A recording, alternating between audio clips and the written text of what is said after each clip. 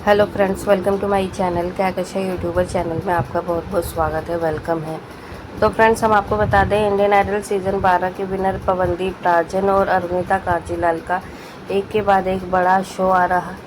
है, जिसमें कि दोनों ही धमाकेदार अपनी परफॉर्मेंस दे रहे हैं। लेकिन दोस्तों, यहाँ पर आई है इसी बीच में अरुणिता के लिए एक छोटी सी बुरी खबर, जो कि हम आपके साथ में शेयर करेंगे।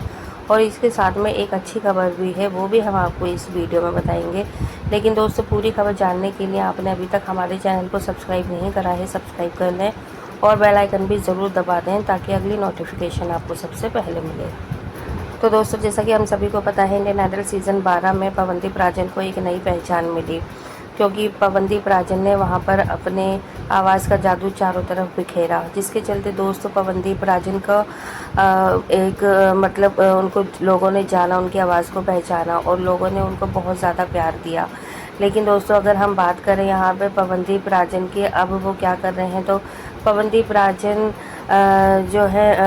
इंडियन आइडल के बाद से उनको काफ़ी सारे कॉन्सर्ट मिले, काफ़ी ज़्यादा उन्हें इवेंट मिले, जिसके चलते दोस्तों पवनदीप राजन को बहुत ज़्यादा अच्छी पहचान मिली है। बहुत बड़े बड़े सिंगर के साथ में उनको गाना गाने का मौका मिल रहा है और बहुत बड़े बड़े उनको कॉन्सर्ट भी दिए जा रहे हैं। और इसी के चलते दोस्तों, यहाँ पर अच्छी खबर ये है कि पवनदीप राजन इस साल भूमि प्रोजेक्ट में हिस्सा लिया है और उसमें गाकर उन्हें बेहद खुशी मिली है। उनकी जो पूरी फैमिली है बेहद खुश है, क्योंकि कई बार तो उनको ऐसा लगा था जब पवनदीप राजन का एक्सीडेंट हुआ था कि अब मानो उनका पूरा जो भी मतलब है सारा कॉन्सर्ट वगैरह करना और वीडियोस वगैरह बनाना, अब पता नहीं वो कब से स्टार्ट होगा, क्योंकि यहाँ पर पवनदीप राजन का बहुत ज़्यादा और बहुत बड़ा भयंकर एक्सीडेंट हुआ था, जिसके चलते उनके दोनों पैर फ्रैक्चर हो गए थे, हाथ में भी उनके फ्रैक्चर हुआ था, सर्जरीज हुई थी उनकी, जिसके चलते उनको कम से कम 1 महीने हॉस्पिटल में एडमिट रहना पड़ा। और उसके बाद उन्हें घर पर भी रेस्ट करने के लिए दिया, तो प्रॉपर 1 महीने वो घर पर भी उन्होंने रेस्ट करा है, बिना कहीं आए गए। और साथ ही साथ में दोस्तों, जैसे ही रिकवरी उनकी स्टार्ट होती चली गई और फिर पवनदीप राजन का बीच बीच में गाने आते रहे, कवर सॉन्ग आते रहे, और उनसे मिलने के लिए भी उनके दोस्त, उनके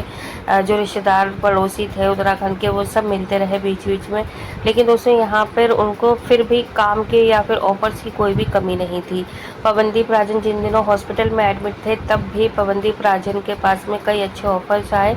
और जिस टाइम पे पवनदीप राजन अपने घर पे रेस्ट कर रहे थे रिकवरी के लिए, तब भी वहाँ पर उनको बहुत ज़्यादा अच्छे अच्छे ऑफ़र मिले हैं। और ऑफ़र इतने अच्छे आए हैं कि जिसके चलते अब पवनदीप राजन उन पे काम कर रहे हैं, उन पे वर्क कर रहे हैं। तो यहाँ पे दोस्तों, पवनदीप राजन का ये माना जा रहा है कि उनका जो आवाज़ है, जो टैलेंट है, वो हर किसी के दिल और दिमाग पे छाप छोड़ जाती है, जिसके चलते पवनदीप राजन को काम की कोई भी कमी नहीं है। हालांकि अभी पवनदीप राजन चॉकलेट पियाई की ही साथ में उनके कॉन्सर्ट में है, लेकिन यहाँ पर माना ये जा रहा है कि अब वो इस तरीके से उनके साथ में प्रॉपर कॉन्सर्ट में नहीं है,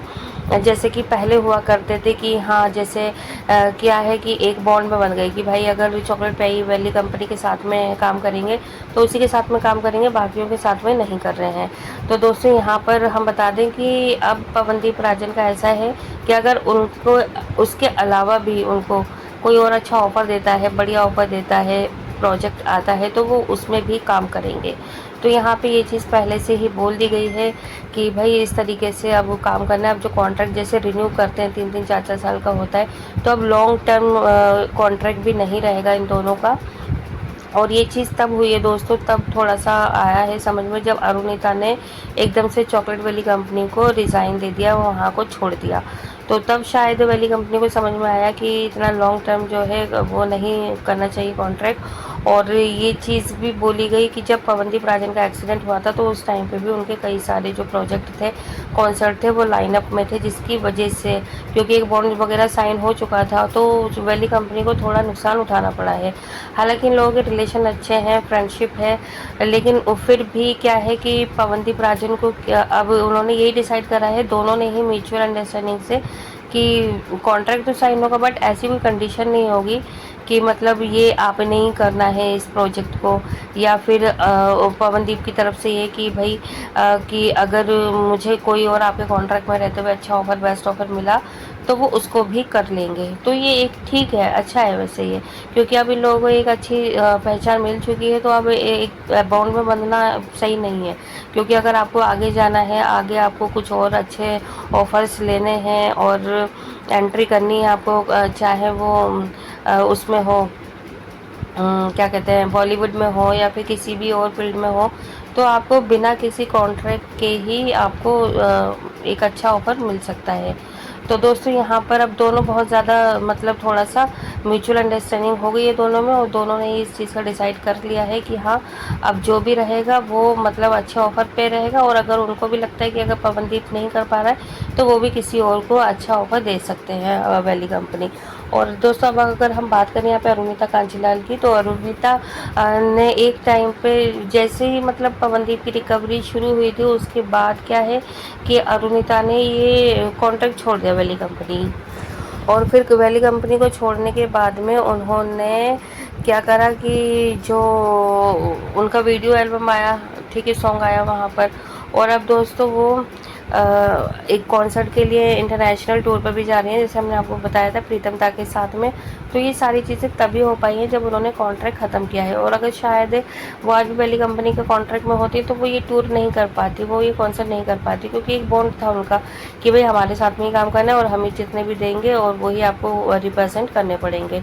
तो इस तरीके से दोस्तों एक से बढ़कर एक उनको भी अच्छी अपॉर्चुनिटी मिल रही है, जैसे कि अभी हाल फिलहाल में ही उनका फिल्म का आया था दी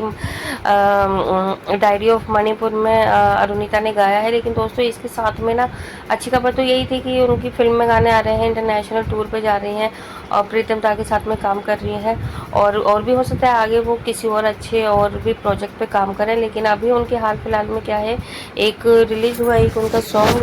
द डायरी ऑफ मणिपुर का, लेकिन उन्होंने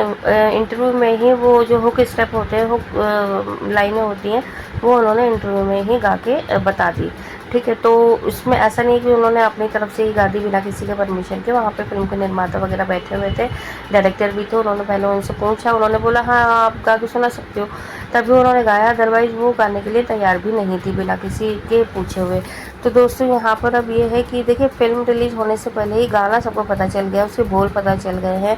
और किस पर पिक्चराइज है वो भी हमने आपको बताया था पिछली वीडियो में, मोनालिसा पे, जो कि कुंभ के मेले में रातों रात एकदम वायरल हो गई है। तो उनके लिए ये फिल्म है, उनके ऊपर बनाई गई है। तो दोस्तों ये है, और अरुणिता को उसमें गाना गाने का मौका मिला है, जो कि बहुत अच्छा नयन कजरारे करके उन्होंने बताया है। बाकी अगर आप देखेंगे वो इंटरव्यू, अगर आप देखें सोशल मीडिया पे अरुणिता कांजीलाल के ऑफिशियली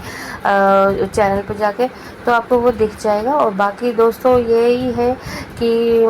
अब यही बातें हो रही हैं सोशल मीडिया पे कि इस तरीके से गाने को रिलीजिंग से पहले, ऑफिशियली रिलीजिंग से पहले इंटरव्यू इसमें नहीं करना चाहिए था। अब देखिए अब हम भी इस गाने को पहचान गए हैं, आप लोग सुनेंगे, आप लोग भी देख लेंगे, तो जब फिल्म रिलीज़ होगी, गाना रिलीज़ होगा, तो कुछ नयापन नहीं रह जाएगा। तो ये थोड़ा सा उनको अभी इस चीज़ के चलते हुए थोड़ा उनको आ रहा है, थोड़ा डायरेक्टर वगैरह निर्माता, अब देखते हैं इस पर क्या काम करते हैं। अब गाना चेंज करेंगे या कुछ और बोल चेंज करेंगे, कुछ तो मतलब करेंगे ही, ठीक है, क्योंकि शायद उनको भी नहीं पता था कि इतना बड़ा बवाल हो जाएगा, या अनजाने में ये गलती हुई है या जानबूझकर की गई है। तो इस तरीके से ये सारी चीज़ें हो रही हैं यहाँ पर। बाकी अगर हम बात करें अभी कॉन्सर्ट की, तो यहाँ पे अभी अरुणिता कांजीलाल का अभी सितंबर मंथ में तो अभी तक कोई उनका पोस्ट आया नहीं है सितंबर में, और ना ही अगस्त में आया है उनका। और जबकि हमें पूरी उम्मीद है कि अगस्त में वो एक वीडियो सॉन्ग ज़रूर लेकर आएंगी, या फिर टाइटल सॉन्ग तो लाएंगी ही लाएंगी। बाकी देखो दोस्तों, अक्टूबर में 4 अक्टूबर को अरुणिता का कॉन्सर्ट होना है, वो प्रीतम दा के साथ है इंटरनेशनल। और बाकी पवनदीप राजन का 6 सितंबर की डेट फिक्स है, और जो भी सरप्राइजिंग डेट आती है अभी बीच में अगस्त वगैरह में, तो वो भी हम आपको अपने चैनल के थ्रू ज़रूर बताएंगे पूरी अपडेट। बाकी अभी हमें अपने राय कमेंट में ज़रूर बताइएगा कि आप भी एक्साइटेड है अरुणिता की दी डायरी ऑफ मणिपुर का गाना सुनने के लिए, ऑफिशियली रिलीज़ के लिए। आप भी देखना चाहेंगे कि आखिर ये गाना क्या था जिस पे इतनी ज़्यादा कंट्रोवर्सी हो रही है। और वीडियो अच्छा लगा है लाइक कर लें, चैनल को भी ज़रूर सब्सक्राइब कर लेना, ताकि मैं और भी अपडेट आपको अपने चैनल के थ्रू देती रहूँ। मिलती हूँ एक और अपडेट लेकर, तब तक ख्याल रखिएगा, बाय बाय।